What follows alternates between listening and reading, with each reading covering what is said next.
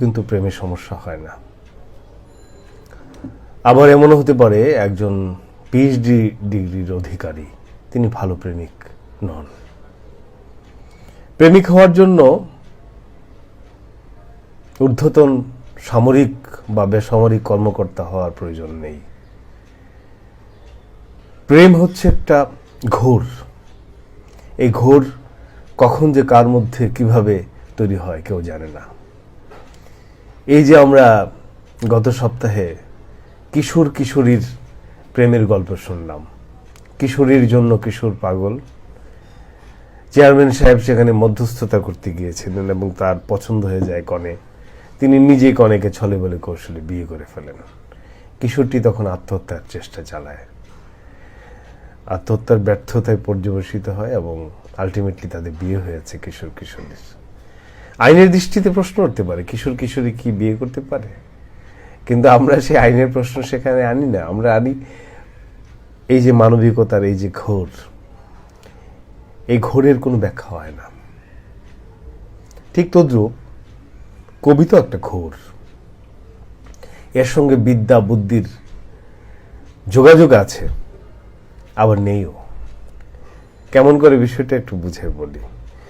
আমাদের শ্রদ্ধেয় মহামান্য, আমরা সবাই যাকে ভালোবাসি, শ্রদ্ধা করি, সর্বজন সম্মত শ্রদ্ধেয় ব্যক্তি ছিলেন প্রফেসর আনিসুজ্জামান। আনিস স্যারের বক্তৃতা অসাধারণ, আনিস স্যারের গবেষণামূলক যে কাজকটি অসাধারণ। নিঃসন্দেহে তিনি একজন পণ্ডিত ব্যক্তি ছিলেন, কিন্তু তিনি কবিতা বুঝতেন না। এটা আমার খুব বিনীত ধারণা। আনিস স্যার কবিতা বুঝতেন না। বুঝতেন না যে তার প্রমাণ হচ্ছে তিনি যেসব কবিকে রিকমেন্ড করেছেন জীবদ্দশায়, এবং তারা আসলে কেউ গুরুত্বপূর্ণ কবি ছিলেন না। তাহলে বুঝতে হবে যে হয় আনিস স্যার কবিতা বুঝতেন না, অথবা ব্যক্তিগত স্বার্থে, ব্যক্তিগত সংকীর্ণতায় নিজের মতলবে কবিকে পৃষ্ঠপোষকতা দিয়েছেন। দ্বিতীয়টা ভাবতে আমি চাই না, কারণ আনিস স্যারের অত্যন্ত সৎ মানুষ ছিলেন। তার সততার জায়গাটা পরিচ্ছন্ন ছিল, পরিষ্কার ছিল। অতএব প্রথম যে কথাটা বললাম যে কবিতা তিনি বুঝতেন না। এরকম ঘটনা কিন্তু ঘটেছে আমাদের আরো মনীষীদের ক্ষেত্রে, যে তারা, আমার বিনীত এটা এই অভিমত কিন্তু আমার একান্ত আমার অভিমত, বিনীত অভিমত। এটা আপনি অস্বীকার করতে পারেন, আমি স্বীকার করে নেব। জিল্লুর রহমান সিদ্দিকী, তিনি কবি হিসেবে উৎকৃষ্ট মানের কবি ছিলেন না। তিনি শেক্সপিয়ারের অনুবাদ করেছেন, পরে আমি দুঃখ পেয়েছি।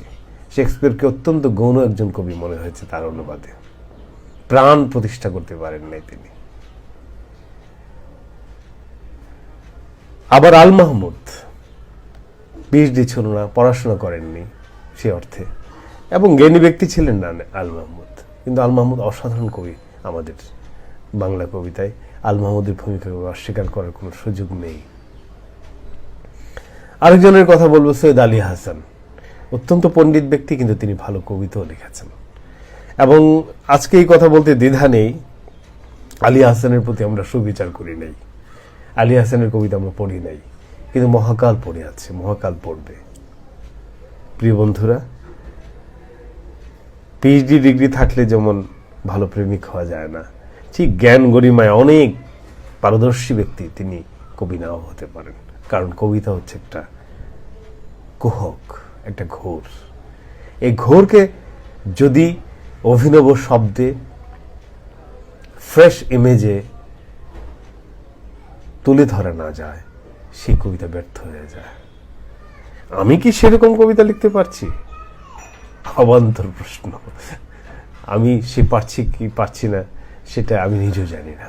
পাঠক হিসেবে আপনি হয়তো ব্যাখ্যা করতে পারেন, কিন্তু আমরা এটা বলতে পারি, কবিতা হচ্ছে একটা ঘোর। কবিতা জ্ঞান না, কবিতা বিজ্ঞান না, কবিতা ঘোর। কিন্তু কবিতার মধ্যে কি জ্ঞান বিজ্ঞান থাকে না? থাকে, লুকিয়ে থাকে।